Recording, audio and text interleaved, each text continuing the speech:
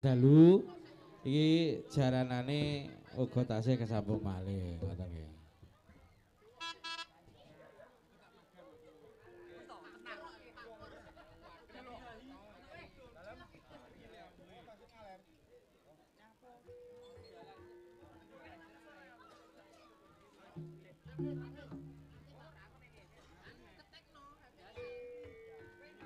Cek cek. Sang Patih Sigro Anata baris nyawiji gumolong dampyak-dampyak gumregut lampahi binarung swara watang anggati gumelar ngabaki swaraning gumuruh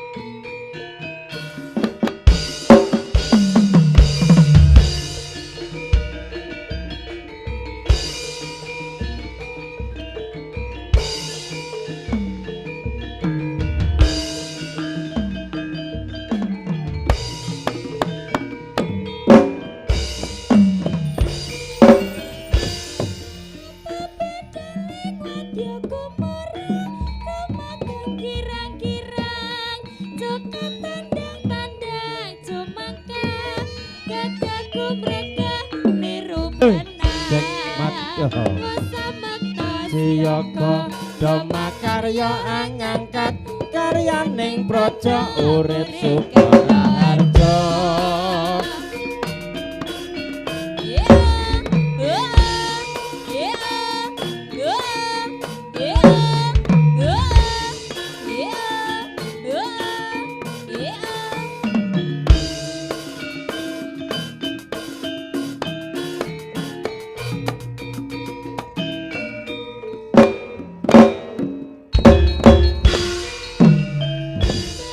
rupa sulane wadya gumara tumandang kirang-kirang cuka tandang-tandang jumangka gagah kumreka tilu pernah dosa mata siyaka dhamma karya angangkat karyaning praja urip supaya harja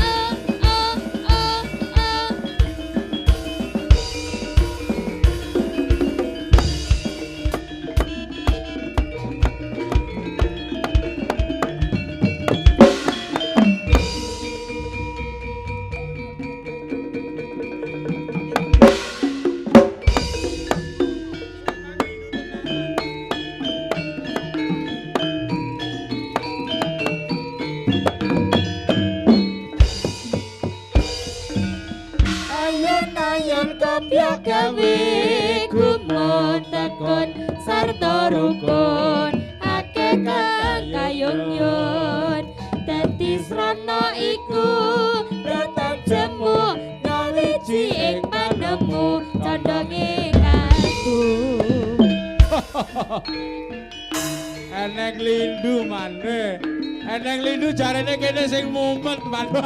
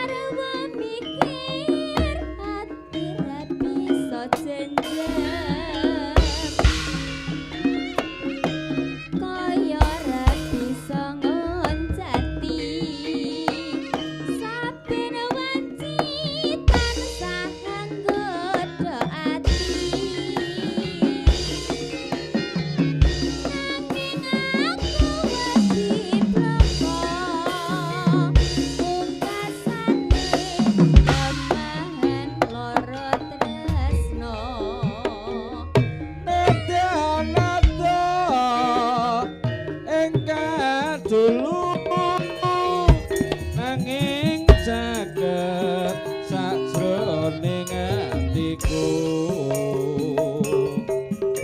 kanku nandang tresno iki wis kinodret sakermi klapai ula sawah sapa ngandut ketanoah atiku wis kepelut sae bungah rasaku lamun bisa kecakatan sliramu goyang bersama Turangga Wahyu Budaya sajose mase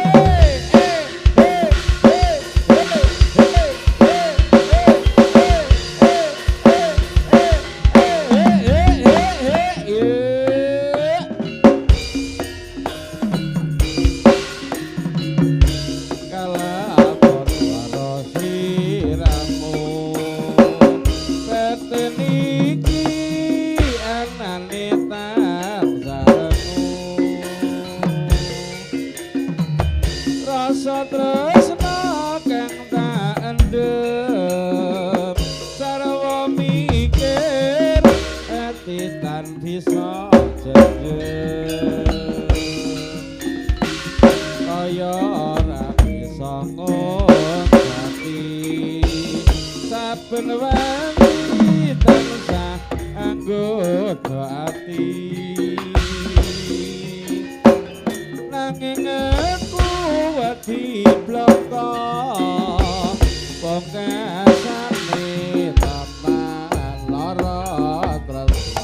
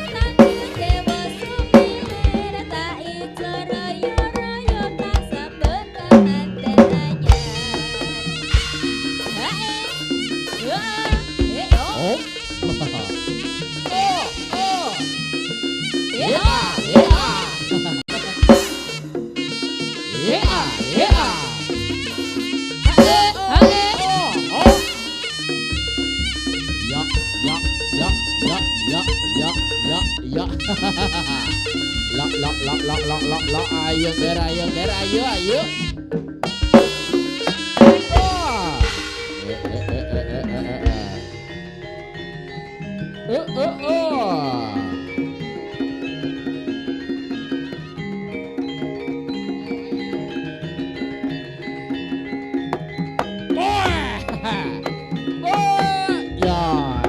Ayo Mas Hari, ayo. Ayo. Ya. Hop. Jos. Ho. La la la la la la la la la la.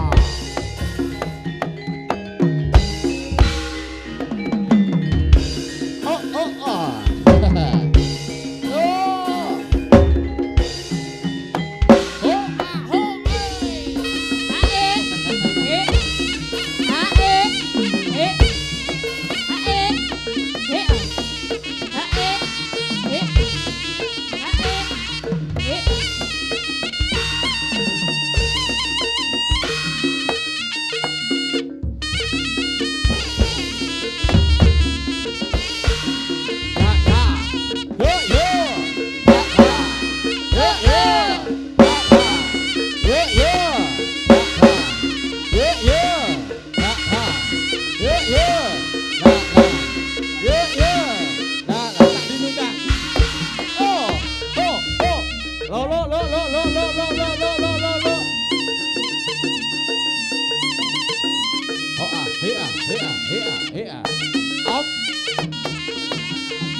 Osa, nah hei, osa, nah hei, lo, nah hei, nah hei, nah hei, nah hei, hey.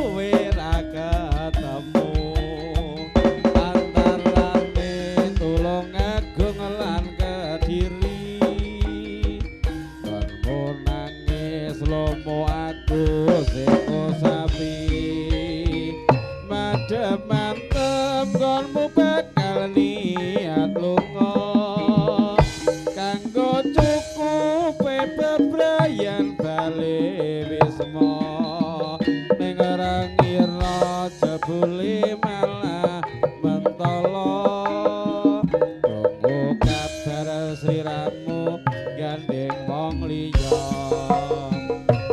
antarane tulung agung lan Kediri konmu pamit lunga bekal ngati-ati antarane tulung agung lan Kediri lomo netes aku mong sabar ngusapi pepesane aku kudu kaya ngene kaya eling janjimu dek biyen kae pancen janji kuwi gampang diucapne kasane gawe gelo selawase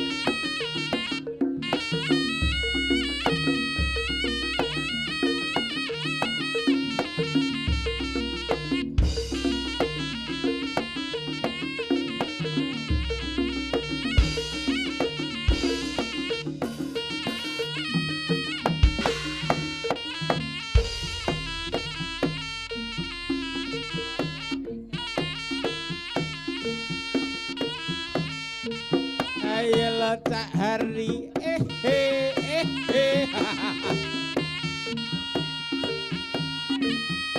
gelangmu gede gelangmu gede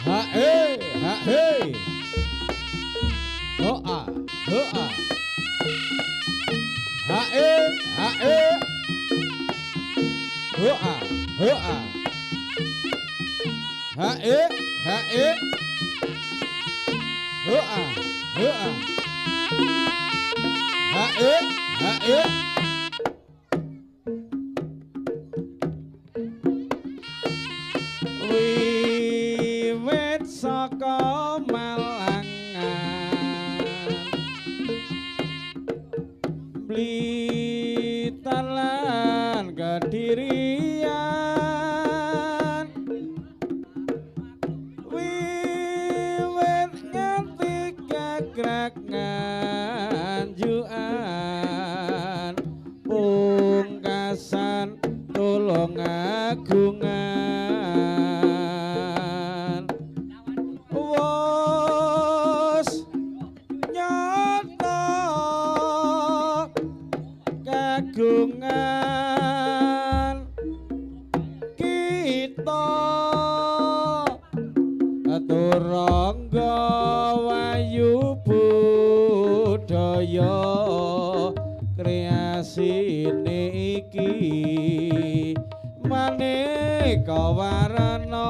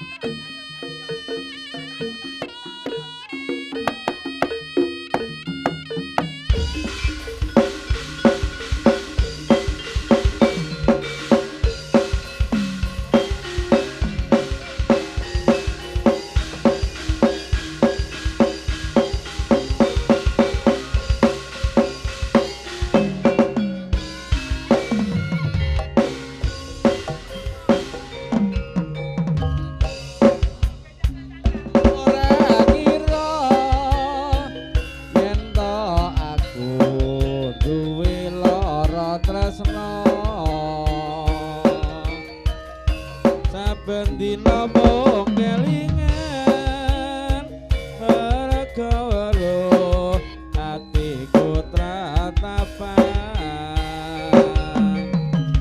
piye aku ra nelongso lara tresna wis mlebu ning dada tatu ora bisa mari yen sliramu ora gelem nambani pancen aku wong ora duwe mung sarwa susah ing saben dinane aku mung bisa tresnani nanging aku ora bisa duweni tak sanggane tak trimane lara tresna kaya ngene rasane sing tak pikir rumangsa merga saiki urip mulya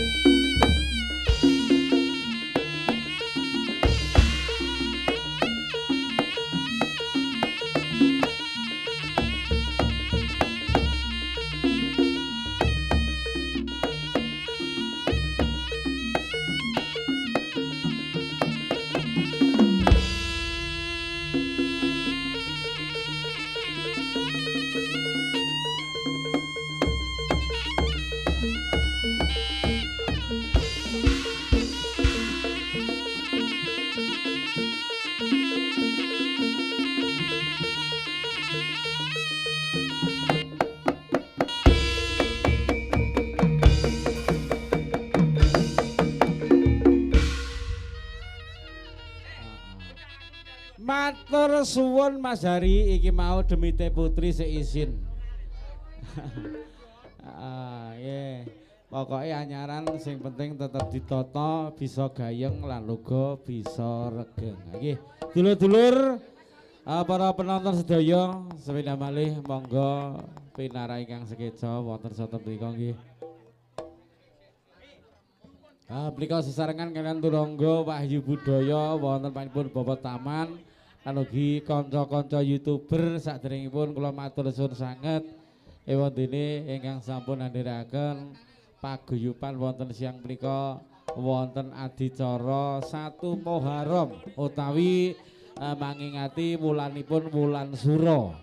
Pramila kegiatan wonten siang punika uga tansah kasengkuyung dening para donatur-donatur lan uga dumateng para masyarakat, para sesepuh aji sepuh ingkang mapan wonten ing Sawahan Sidorejo.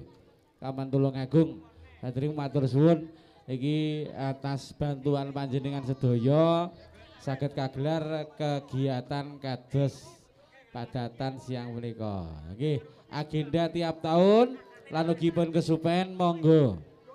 Niki bilih dulur-dulur para penonton ingkang samangke kagungan hajat mantu mitoni utawi nyunatne kepengin nanggap jaranan turangga Wahyu Budaya niki saged berhubungan kalian Mas Hari Jenggot.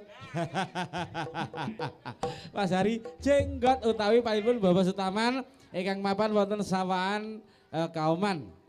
Nggih, niki regane murah meriah. Goni, jarene Mas Hari Jenggot goni enek sego muni. Tapi ya paling ora ya pedet setengah tugel.